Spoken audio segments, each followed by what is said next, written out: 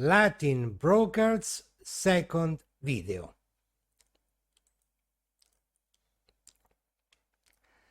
Inventa legge, inventa fraude.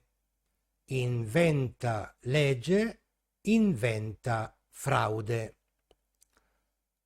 This Latin brocard literally translates as once the law is made, the fraud is invented. It conveys the idea that for every new rule or regulation, someone will eventually find a way to circumvent or exploit it. The expression, often used by lawyers and jurists, reflects a certain skepticism about the effectiveness of legislation, highlighting the ingenuity of those who seek loopholes within legal systems. In a broader sense, inventa legge, inventa fraude can also be applied to organizational or everyday context, emphasizing that no matter how strict a rule may seem, human creativity often finds a way around it. The saying thus serves as both a critique of human opportunism and a reminder of the constant tension between regulation and evasion. Example sentences. After the new tax code was enacted, several experts observed inventa legge, inventa fraude, as corporations quickly discovered ways to minimize their obligations. Legal scholars frequently cite inventa legge, inventa fraude when discussing the limits of legislation and the adaptability of human behavior.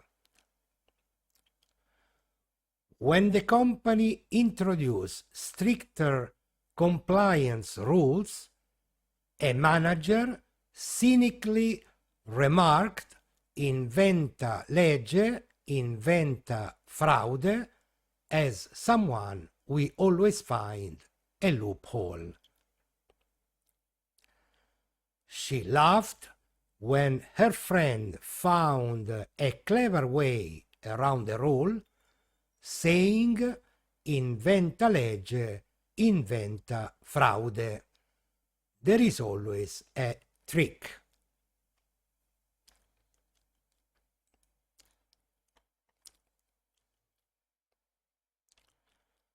Si vis pacem para bellum. Si vis pacem para bellum. This Latin brocard literally means if you want peace, prepare for war. The phrase originates from Roman military philosophy and underscores the belief that the preservation of peace often depends on the readiness to defend it. In geopolitical and strategic context, si vis pacem para bellum suggests that strength, vigilance, and deterrence are essential to maintaining stability and preventing conflict. The maxim has been cited throughout history by statesmen, philosophers, and military theorists to justify defense policies or military preparedness. Beyond politics, the expression is also used metaphorically in everyday life to emphasize the importance of preparation and resilience in the face of potential adversity. It conveys the idea that peace and security are not achieved through passivity, but through foresight and readiness.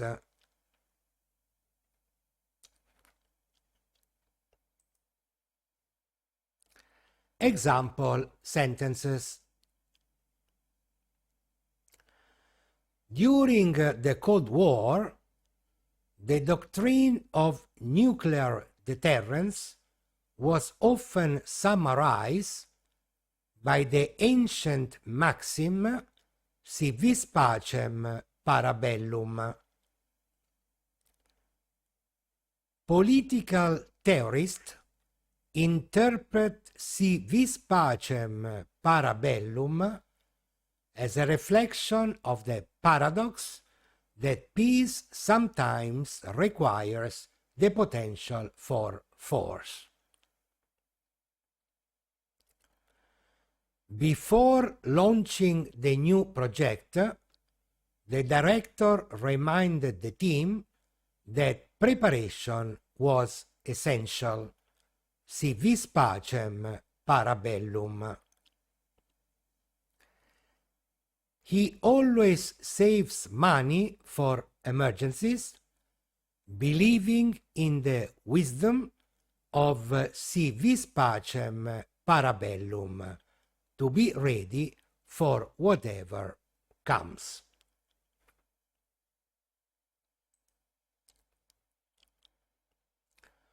Quot homines tot sententiae. Quot homines tot sententiae.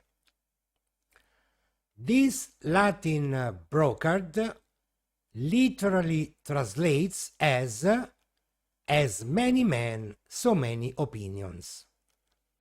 It expresses the idea that wherever there are many individuals, there will inevitably be a diversity of views, perspectives, and judgments. The phrase acknowledges that natural plurality of human thought and is often invoked in discussions about democracy, deliberation, and public discourse, where differing opinions are both expected and valuable. Quot homines tot sententiae reminds us that disagreement is not a flaw, but an essential element of collective decision-making and intellectual progress. In everyday context, the expression serves as a reminder to respect diversity of thought and to approach opposing opinions with openness and understanding.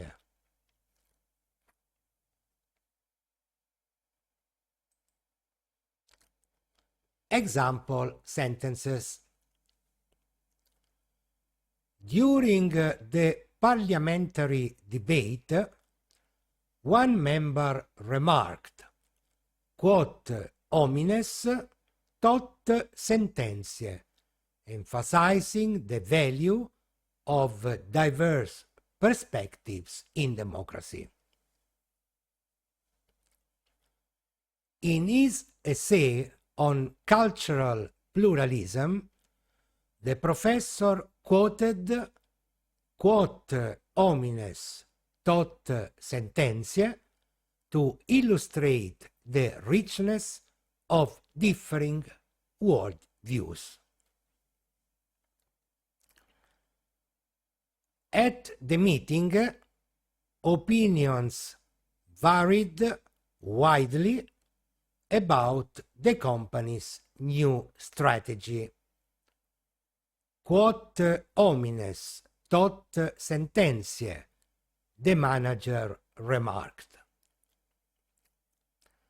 When friends disagreed about the best film of the year, she shrugged and said, Quot homines tot sententiae, as everyone has their own taste.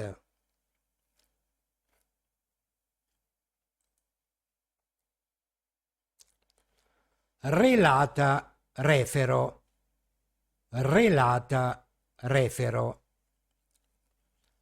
This Latin brocard literally means I report what has been reported, or I relate what I have been told. It is used to indicate that the speaker is merely repeating information received from others without direct knowledge of its accuracy. In legal or journalistic context, relata refero emphasizes the distinction between first-hand evidence and second-hand accounts, warning that the statement may rely on hearsay rather than verified fact. In everyday language, the expression is often used to clarify that one is not responsible for the truth of what is being said, serving as a polite disclaimer, don't blame the messenger. Thus, relata refero reflects caution, fairness, and the ethical awareness that information passed along should not always be taken as established fact.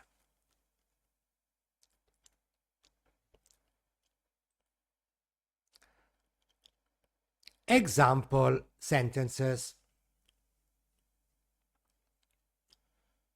The witness began his testimony with relata refero, acknowledging that his statement was based on what others had told him.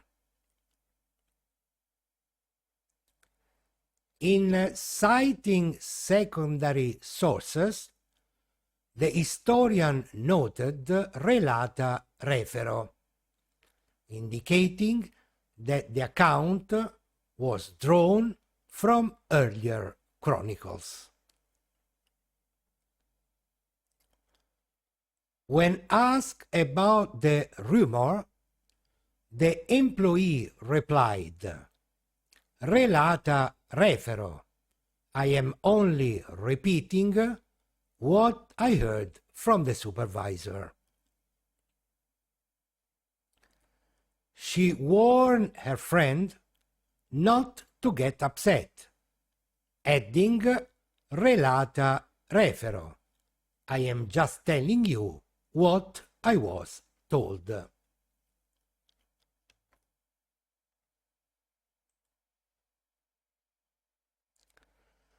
Tertium non datur. Tertium non datur. The literal meaning of this Latin brocard is a third option is not given. The expression tertium non datur originates from classical logic and philosophy, particularly from the law of the excluded middle formulated by the Greek philosopher Aristotle. It asserts that between to contradictory propositions, there is no third alternative. Something either is or it is not. In formal logic, it refers to the principle that every statement must be either true or false. No third truth value exists. Over time, the Brocard has been adopted into legal, political, and everyday discourse to describe situations where only two mutually exclusive options exist, leaving no room for compromise or middle ground. In common usage, it conveys the idea of a stark dichotomy, a choice between two paths, positions, or outcomes, with no intermediate solution available. In conversation, invoking tertium non datur often serves to emphasize that hesitation, neutrality, or indecision is impossible in a given matter. One must take a side or make a clear choice. It may be used rhetorically to underline the inevitability or absoluteness of a decision.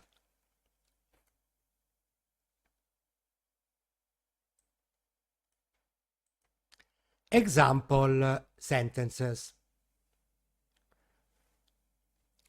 According to classical logic, a statement must be either true or false.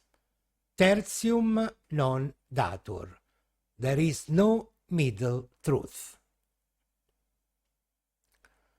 The contract is either valid or void. Tertium non datur.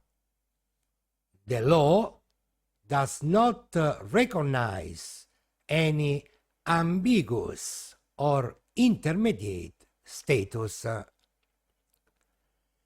In times of crisis, neutrality becomes impossible. One must stand either for democracy or against it. Tertium non datur. You can either keep the promise or break it. Tertium non datur. There is no halfway in matters of honesty.